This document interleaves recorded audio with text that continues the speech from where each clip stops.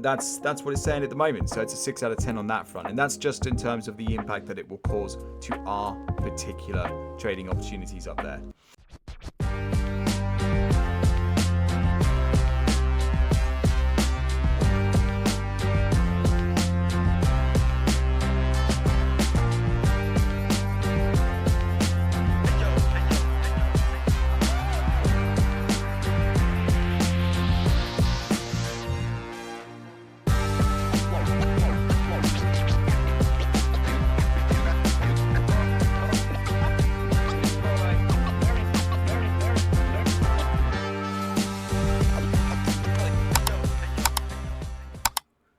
Good afternoon, ladies and gents, and welcome one and all to the Markets Now session today on Monday, the 29th of September, closing in on the end of September and into the Halloween season. Good afternoon, Jack. Good afternoon, Scotty. Good to see you guys. So today, as we usually do, we're going to dig into this week's market analysis report. We're going to look at what's going on throughout the course of the week this week, and then tie things up with US session open analysis for this afternoon. This week is going to be pretty quiet again, I should imagine. We do not have much going on in terms of the macro data, apart from on Friday, where of course we have the non-farm payroll. Now this week we are going to be throwing in a bit of a mix of things because of the fact it is a 4-day week for me. With Friday off, and I actually have taken the Monday as well in the following week. Not besides the point, really, to be honest, because nothing's going on Monday next. But this week I won't be around for the NFP, which means we are going to be doing a pre-NFP setup event on the Thursday. So Thursday afternoon, probably going to be the most important session of the entire trading week this week. Good evening to you, Braden. Good to see you, man. So that's where we are at this week. Very, very quiet week in terms of the macro data. We'll stick into the events that are coming up shortly. But yeah, Thursday afternoon is probably going to be the most important event of the week this week, as we are looking ahead to the NFP on the Friday afternoon. So without any further ado, let's get cracking on. So last week, in terms of the portfolio breakdown, we had an 83% exposure rate to well, actually not US indices, but indices in general. So it was a huge week for the indices in terms of our actual trading exposure, and that was followed up by a smidge 17% of market exposure in the FX space. Commodities didn't even make it to the board last week. So yeah, it was a real funny week. We are net returned at 2.94%. That was predominantly thanks to the two great trades on the Friday afternoon in the US 30 Dow Jones, which really brought things together for us. I think we were sitting at about maybe 2.1% prior to those two trades. So yeah, it was a pretty slow week. Happy to finish it off in the green, obviously. As you can see here, day to day, the Monday was the best day of the week, where we actually netted just over 1%, was about 1.3%. Tuesday, we're about 0.65. Wednesday was just over 0.5, 0.55, I think it was. We took a hit on Thursday with a minus 0.25% drawdown day, and then tied off the week on Friday, where we saw just over a 0.5% there as well. So yeah, like I say, it was pretty slow week, to be fair. But we did net return that 2.94, and that's the most important thing. In terms of where the markets were, thinking about in terms of the broader context, the fallout from the FOMC of the prior week certainly took its toll. I think a lot of things last week did end up ranging. Friday, funny enough, we actually saw a lot of the market's moves take place. So it was actually Friday afternoon. I remember on Friday evening, I took a pause from family time. I came back up to the office and was like, just having a mill over things, and noticed that there were quite a few pairs and stuff that we were looking at throughout the week that had taken off and led to quite significant gains or losses by Friday evening. So it was almost like everything was very, very steady, predominantly Monday through Thursday, and then Friday everything kind of kicked off towards the end. And I'm not available on a Friday evening, I'm afraid. That's just Friday afternoons are a shut off time for me. So yeah, that's basically where we were with those. Now, excuse me, moving on then, we are at 123.15% this year. The rest of the figures hardly changed, so I won't even bother saying them out loud. You guys can download your own copy of the report and have a read through if you so wish, but there's nothing really notable to call out around it. The monthly percentage return, I think, had the biggest uptick, and that's 13.7% per month on average now, which, gotta be honest, man, that's pretty bloody good. That's going some, so happy with that. Moving down into trading volume. For September, we are looking at more longs than greens now. We finally struck a high note with the longs and taken over the shorts there. I think we're about 32 on the long side with about 28, 29 on the shorts. And then down when we're looking at a comparison of the funds, S&P 500 lost 2%, UK FTSE gained 1.43, and of course we had a 2.94% net return on that front. Then getting into what really matters, trading opportunities for the week ahead. There is a lot going on down here. It was difficult to squeeze into the space that I had available, but there's a lot of good stuff in there. So you guys can feel free to dig into that as usual.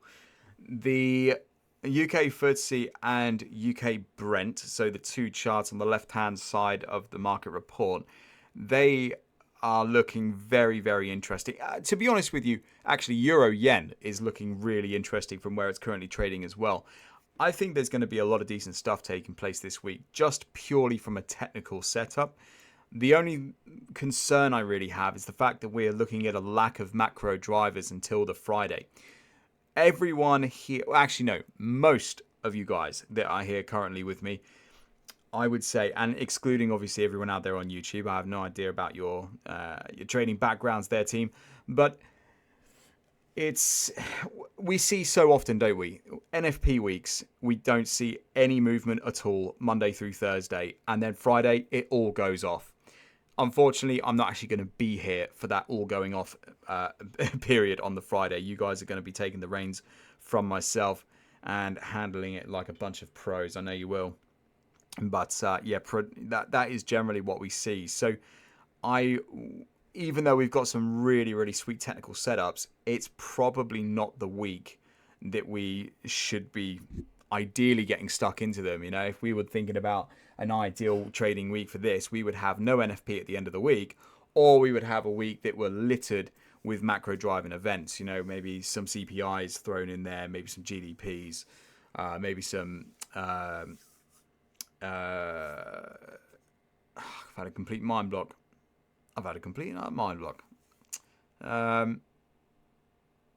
PPI, thank you. That's what I was looking for.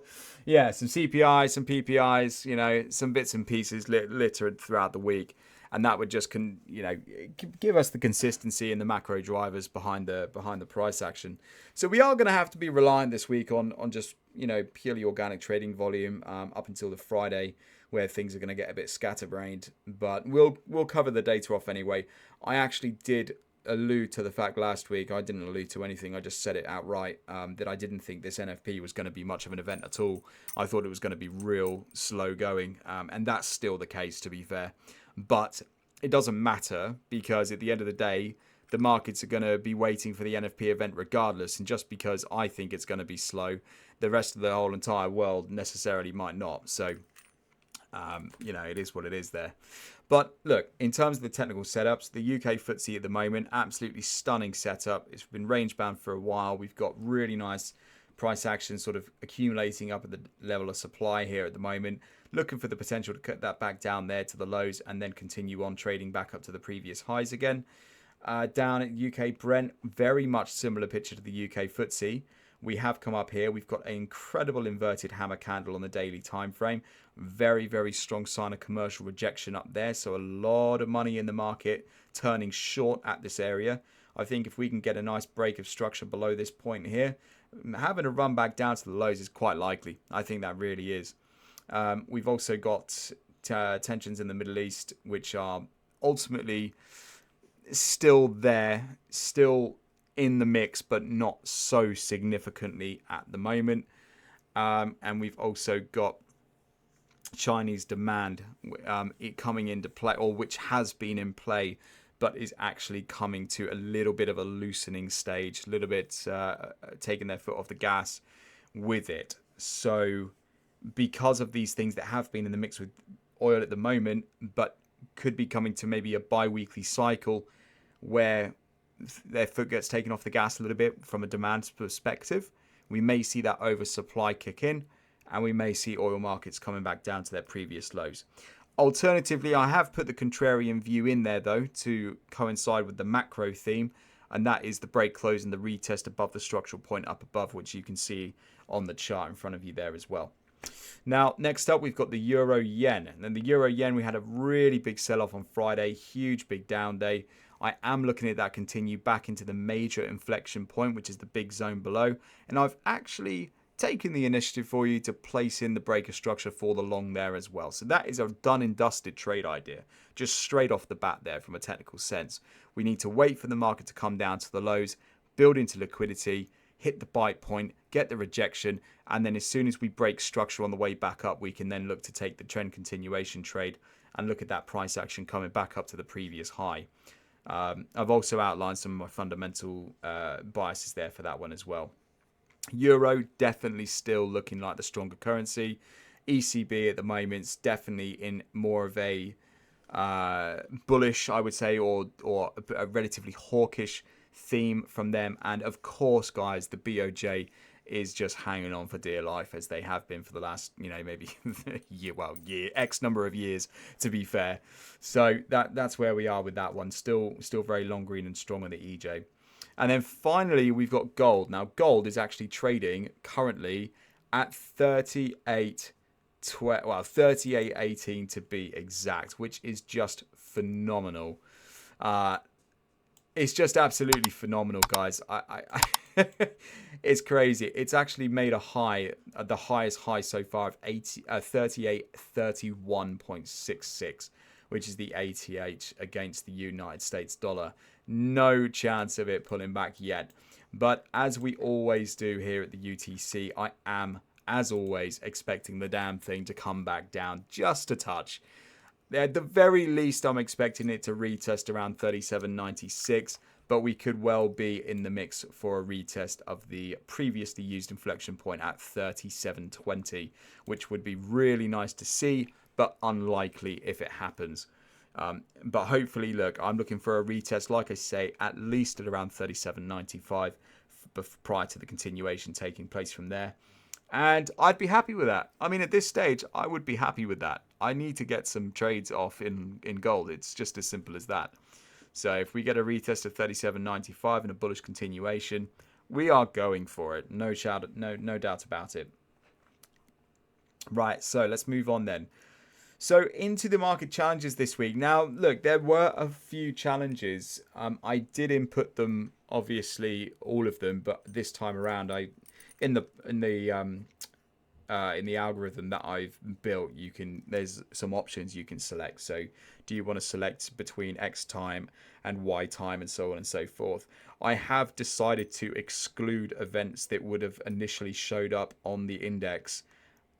But they were outside of my personal trading hours. So between the times of, let's say 6 p.m. or 7 p.m. I think it was, and 7 a.m. So anything that happens in that window will just not show up. So the only market challenges that have been left this week that have registered as something that you should be looking out for, it is the JOLTS job openings and the US employment data batch.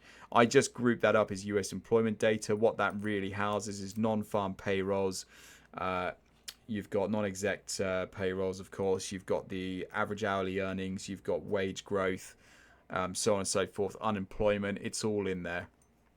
And as a data batch, that one was only registering as a 6 out of 10, which, look, I myself am not expecting anything earth-shattering from this NFP, but a 6 out of 10 for an NFP event like that I mean, it just goes to show, doesn't it? It just goes to say, not that that's a guarantee by any stretch of the imagination, not that that's a guarantee at all, that it's not going to be a big event, but we don't tend to see that. So That's what it's saying at the moment. So it's a 6 out of 10 on that front. And that's just in terms of the impact that it will cause to our particular trading opportunities up there. Now, going down to the state structure volatility index, we don't really have any notable call out, I would say, apart from the euro yen. The euro yen showing a 58.16% commercial long, which from a commercial point of view, and when you're considering it's an FX pair, which are basically balanced all the time, that's quite a big overswing on commercial longs versus shorts.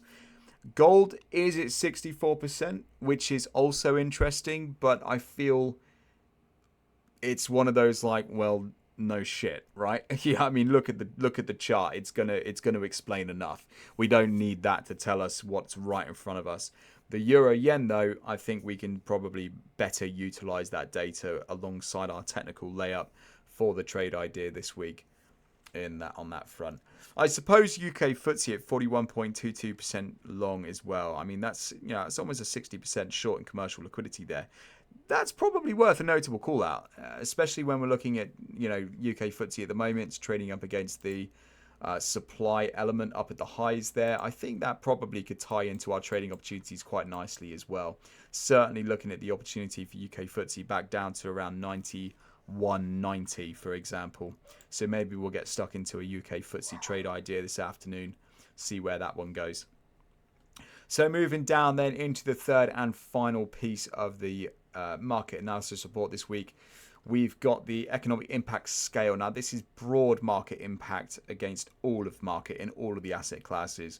The US employment batch of data this week is registering as an 8 out of 10, so it's a 2 uptick from the previous one, and JOLTS job openings is a 1, and that's actually a 3 out of 10 and not a 2 as per the last one. So JOLTS this week registering, I mean, we have had market reports that haven't registered a JOLTS at all. So I suppose if that one is registering something, even if it is a low score, it's probably still going to create some kind of market volatility. So please do be aware of that. And then finally, the US employment data. An 8 out of 10 is quite big. That is definitely more around an NFP scale between that sort of 8 to 10 that I would generally see it at. But, there's a lot of things in the mix there, of course. You've got NFP, you've got wage growth, average hourly earnings, you've got the unemployment change, and so on and so forth. So it's everything in there. So NFP is NFP, right? We're all going to watch it. We all are well aware of it. So just make sure that you're risking accordingly and follow the instructions that are provided on Thursday. Just stay tuned on Thursday's session. I'll outline everything for you there. So going down then, multi-asset impact gauge today for this week. There's no change there. 40% in the FX market 2020 as well, and commodities and indices. Commodities and equities. Oh, my God, get my words out. Indices and equities, thank you. And then commodities are the 10% at the end of it. Money flow trends. We had some pretty big changes. I decided to swap out the FX space for fixed income markets. So I've actually got the data for bonds instead, and I'm going to run bonds there for a little while longer. Indices, 55% longs. That's total liquidity in the market, retail and commercial. We've got bonds, 60% long, and commodities at 58% long. Moving down into the equities and focus, got a new group. GTLB is actually an old one. That one made it back in there, and I swear we've had NXE before as well. But the big one this week, guys, is Kratos Defense, or KTOS as the ticker is. DoD spends on drones. We're increasing spend on drones, space hypersonics as well. And the orders and backlog for orders are visibly improving. So that's definitely a hot buy. I wouldn't say it's absolutely, straight down the gun, 100% buy-in now. But following a technical setup to coincide with it, you're definitely looking at a decent 2-week return on that front. And then to wrap it up, we've got the institutional buying interest by sector. We've had $3.4 billion more dollars in AI. I mean, this is a weekly thing. So another 3.4 billion bought into AI tech. Financials has taken the second slot, and that's had 1.9 billion. Precious metals has had 1.1 billion additional capital inflow. And then energy takes the 4th slot at $1.1 billion capital inflow, same as metals. And that wraps it up for the market report, ladies and gents. So if you liked what you saw, please feel free to come into the trading room and download your own copy whenever you wish. For those of you out there on YouTube, it is entirely for free. Free goodies. So why the hell not, right? For everybody inside the trading room, I know you guys will have your market reports already there, ready and raring to go. Now, for those of you out there who love disclaimers, this one's for you. The information provided in this market analysis report is for informational and educational purposes only and should not be considered as financial advice or recommended to trade or invest. The rest of it is on there. Please feel free to go down and check that one out. So, market report section officially is done and dusted. What we're going to do now is head up to the US indices and we're going to break them down and get you guys set and ready to make some money this afternoon, or so we damn well hope. So let's get over to that one. Change the stream up here and trading view. There we go. Trading views in the limelight. Let's go. Okay, so US indices. Actually, sorry, I beg your pardon. We're not going to do US indices yet. I just want to double check this UK FTSE. I don't want this getting away from me because frankly this is a sweet trade idea. So break a structure point for this one. Certainly looks like there's one around there. It's quite deep into the move though, isn't it? And that being said, it is looking like it is the best that we have. Yeah, that's a pretty decent break of structure point. Yeah, look, to be fair guys, that is probably the one to go for. So let's say if I have that there, that's a 1 to 2.3. I'm not entirely sure about that one. Just give me a sec, guys.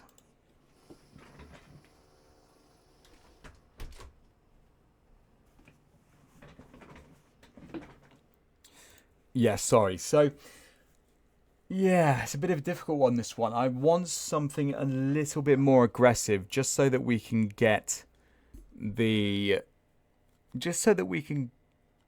stop loss higher if possible. Let's say if we go for that there. I mean, the market's almost there already, isn't it? So we can just quickly take our time to set up a pending order. That's going to allow us to have a stop loss higher. That's going to be all-time high territory. So we can get a 1 to 2.65 at all-time high territory stops. I think that makes perfect sense, team. Yeah. Yeah, that's the one. That's the one.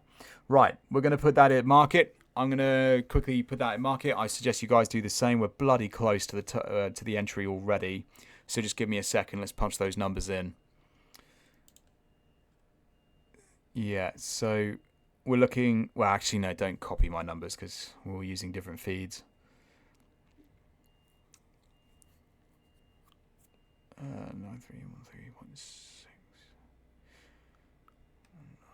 9188 1 and then 9361.3 and that's the one. Okay. All right, that's good to go. Yeah, right, that's good. That's good to go. Right, so that's the UK FTSE. Let me take a picture of that one, even though you will all have it anyway on the market report. I will fire that in after the session's done. Let's move on to the US indices. So, actually, no, I won't fire it in after because you guys might need that now. Let me just stick it in the chat for you all. There you go. Right, US indice time. Let's break it down. Let's break it down. So, daily time frame. First of all, get some context.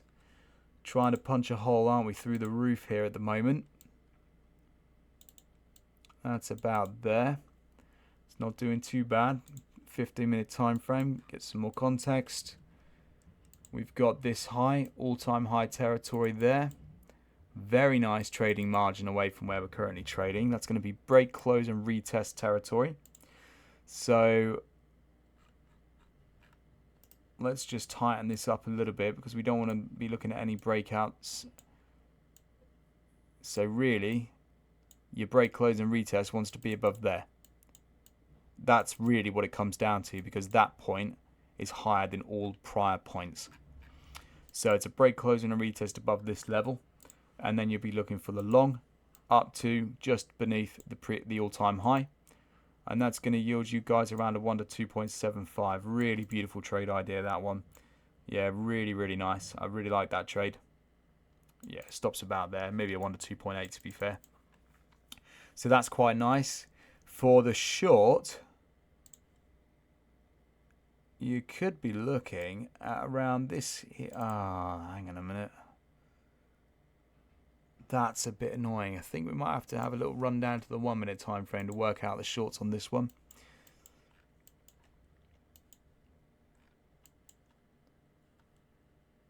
Yeah, so we've got that level in there. That's a shame it's not with that, isn't it? Yeah, I'd probably prefer to have... Yeah, I'm probably going to make that just a bit wider and have that as the breaker structure point. It's much, much deeper into the move, but it is a better breaker structure point in overall. And then I'm going to have the target profit. The target profit's going to be down at this level down below. And then that's going to be your trading margin. So the idea is a push into liquidity. If we reject liquidity, we come back down. We're going to be taking our trade between those two margins. So entry, target, and stop loss at the 50% point between the breaker structure and the liquidity point above. Again, yielding a 1 to 2.65. Again, really nice trading opportunity. So we're going to take a downloaded picture on that one. And we're also look at the size of that. I mean, we know it's an intraday trade, but it just seems a bit ridiculous, doesn't it? I mean, we've got this, well, slightly less of a risk reward on that tiny little trade down there.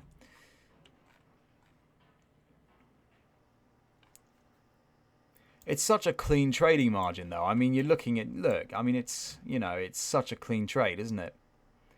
You look for the break, close, retest. You look, for, you know, you look to get in. All-time highs done and dusted. It just makes sense. So I think I'm not going to change it. It is just what it is. That's what the setups have yielded today. So that's what I'm going to go with. Yeah. There we go. Right. Down to the NAS 100 then. Some US tech. Ceiling. Not bad at all. That's above price. Nice margin away from where we're trading at the moment. Can already see this area in here, which is really nice as well. Just need that a touch higher on the right. That's going to be about there. So we've just got to break a structure on that one. It is rejecting at the moment. Had a stab, but rejecting. It's definitely going to be a break, close, and a retest for me. So break, close, retest, and continuation. Very similar to the Dow Jones setup. Looking to get in aggressively upon the first BOS that we have. The stop loss for this one, sketchy times.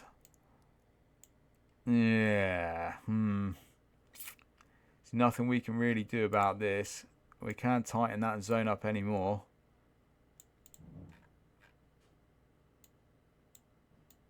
Well, maybe we can, just a touch. Yeah, we can actually. We can enough. We can enough. So if we get the break, close, retest, probably have a realistic entry at around 24.72.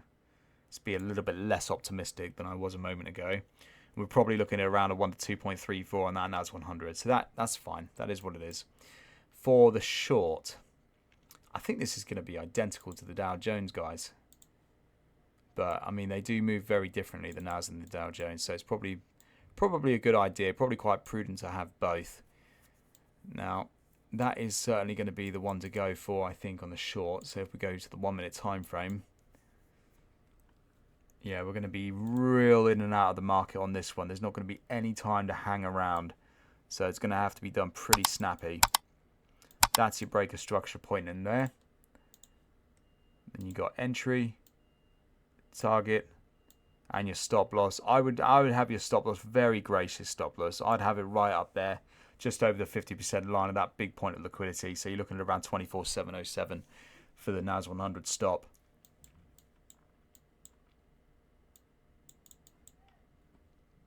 So that's that one. Are we gonna go all three? That's the question, isn't it? Are we going to do all three? S&P included. How much of a margin have we got to the all-time highs? This is just the NAS 100 again, isn't it?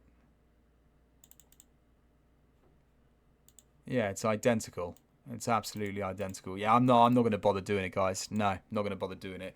The S&P is so driven by US tech stocks at the moment. The synergy between the two is just very, very high levels. So we're not going to do that. We're going to be happy with the US 30 Dow Jones and the NAS 100, both of which are yielding 2 opportunities each on either side of the market. So we are going to be well positioned to have a stab at it, whether it sells off or gets a bid on the open. So we have reached 2 p.m. pretty much on the dot. Like I say, it's going to be a pretty quiet week this week. There are some notes, there are some things happening. Of course, we've got the NFP on Friday. We've got the unemployment rate. We actually do have ISM, which didn't even make it to the algorithm. We've got ISM services and manufacturing PMIs. They will register as 3-star events, but if my algorithm didn't pick it up, I'm not giving it two trains of thought, to be honest, on that one. That is what it is. They'll just be relatively quiet, I think, non-impact events. We do have the inflation rate for the European Union. That's the year-over-year flash at 2.2%, looking at a 0.2% increase on that one. Again, it's not going to be a market mover or anything, but it's interesting data to know. We do have the RBA interest rate decision, but again, this is remaining stable at 3.6%. I don't see any change coming on their way at the moment as well. Very, very stable with those guys at the RBA there at the moment. There's no need for them to change. And, I'm definitely not a central banker. So if I don't see the need for them to change, there's no way in hell we're going to get a surprise cut from those guys. And that's basically it, team. That is basically it. That's where we are this week. So pretty quiet week overall. Like I say, we're going to be, heavily influenced by organic trading volume, technical setups, and really having an opportunity to shine with our technical trading and not so much on the macro side. So do you guys have any questions? Any questions about this afternoon's trading opportunities? Do we feel pretty clear on where we are? All good, Braden? Yeah? Good, man. All good. Excellent. All right, guys. Well, listen, I'll wrap things up there. So again, for those of you on YouTube, I hope you enjoyed the session. If you want more of this kind of stuff on a daily basis, please feel free to come and check us out. Join in the trading room whenever you can, whenever you want. For those of you inside the trading room, good luck to you this afternoon for the trading session. Hope it all goes well. Please let me know how you get on, firing your trading opportunities. I'll be happy to review just like I did for Jack earlier on today. And let's take it from there. So take care, guys. Have a great session, and I'll see you later on. Cheers. Bye-bye.